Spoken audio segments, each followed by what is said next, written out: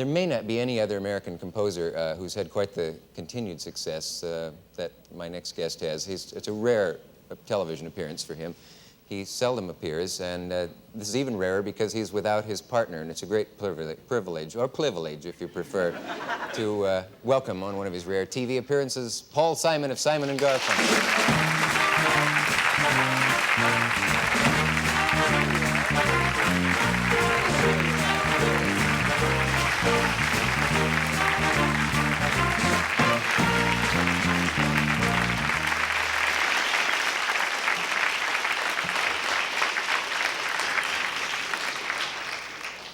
I gotta say this, is Garfunkel sore, or what is it?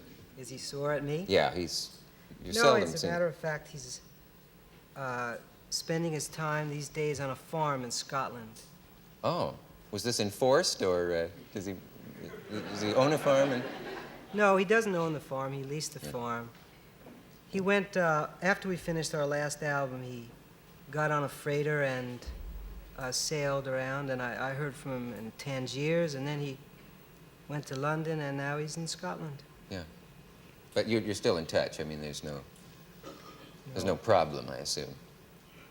Well, no problem. I'll see him in a couple of weeks. We're going to do a concert in London.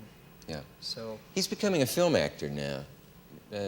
He was in Catch-22. Yeah. I mean, but he seems to be going on with it. And well, he'll appear with Jack Nicholson. Yeah. In Jules Feiffer play, Carnal Knowledge. Right. Sometime in May, sometime. Yeah. Does this bother you that he's becoming an actor and you're merely one of the world's most successful composers and songwriters? No, I think in many ways it's very good that he does that. Yeah. He had this strain that he labored under, which was that I wrote the songs, and so it became awkward. Someone would say, well, if Paul writes the songs, then what do you do? And it's difficult to explain that he does many things. Am I speaking too softly? Is that why the mic just went on? Am I speaking too often? No. Okay. No. You know, I don't really know what kind of background you have and all. Were you poor? All the songs, or at least on the latest album, the one that's like, isn't it the #1 selling album in the country now, or has been? I think it was. Bridge Over Troubled Water. Yeah. There's a lot of riding the rails and is that Sears and Roebuck again, I think? And all that kind of thing. Is your background that? Were you a poor kid? No, I was middle class. Yeah. I grew up here in New York, in Queens. Yeah. So did Artie. But there seems to be an awful lot of, in the lyrics, a lot of unfaithful girls and girls who never write and never answer letters and do bad things to you. Did you have an unusual number of problems like that, or is that not yourself? No, I don't. Is that really true? Oh, yeah. Sure. Maybe I lied a couple of times in the songs. Yeah. I assumed a person that I wasn't. I pretended to be someone else.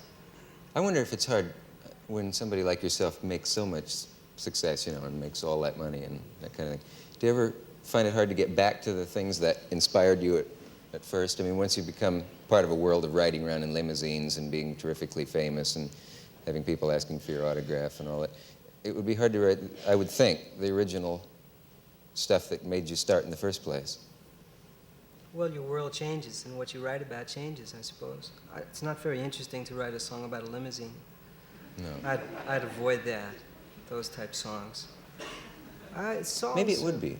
You think it would be easy? Yeah, I mean, maybe you could write about, not everybody who rides around limousines is happy, and you could write it. I talked to the driver of your limousine coming here. Really? The yellow one with the off-duty sign on top? Yeah.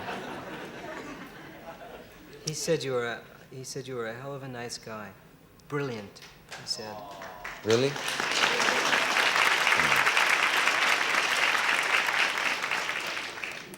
Yes, he's not well. Do you think of yourself as anybody's leader, or every time anyone has a big success in the music business, they get a great following of people who really worship them, no doubt about it? Do you like that feeling of being possibly the hero or the leader of a lot of people? I'm not really conscious of that feeling. Don't you get that? No, not really. I don't think that. People write about that. They say that that happens. I don't think really. Music is music, and it doesn't lead you anywhere. Yeah. I don't think. This is maybe an impossible question, but anybody who can really create something, there's always a mystery of how does it happen. I mean, there was a moment in time when Bridge Over Troubled Water didn't exist at all, and then there was another moment when it did, or when it started to. Where does it come from? What actually happens? Were you in the shower one day and some of the lyrics came to you, or No. how does it? I could tell you that. It would Could you take me a minute, though. Do you have to? Are you going to break? Go ahead. We may Well- break, but go ahead anyway. Oh well. No, we won't. Let's see now. You looking for Yeah, I'm just looking for my a guitar? Oh, it's right here. We just happened to put it behind there. I wasn't planning on doing this, but I'll show you how it actually started.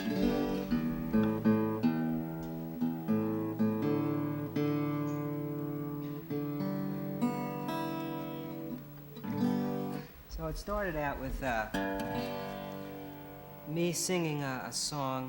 The beginning of the song I had. Da da da da da. Now this part. That comes from a Bach piece. That comes from a Bach chorale. Ba, ba, da, da, da, da, da, da, dee, da, da, da, da, da, da. So that was in my mind. So that's how that part slipped in. Yeah. Then, when you're really feeling small, do do do do do do do do do do.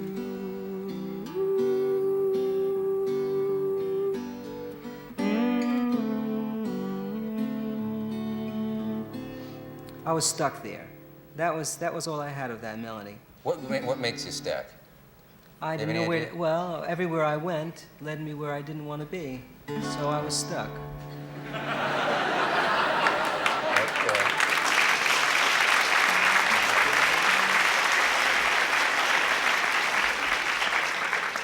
The best definition of being stuck I've heard in a long time. And then how do you, when you get a block like that, how do you break Well, through it? as it happens, at this time, I was listening to some music by a gospel group called the Swan Silvertones. Mm-hmm. And I heard this, I kept playing this, it was the music that was in my mind most of the time, and every time I'd come home, I'd put that record on and I'd listen to it. And I think that that must have subconsciously influenced me because I started to go to gospel changes. Da da da.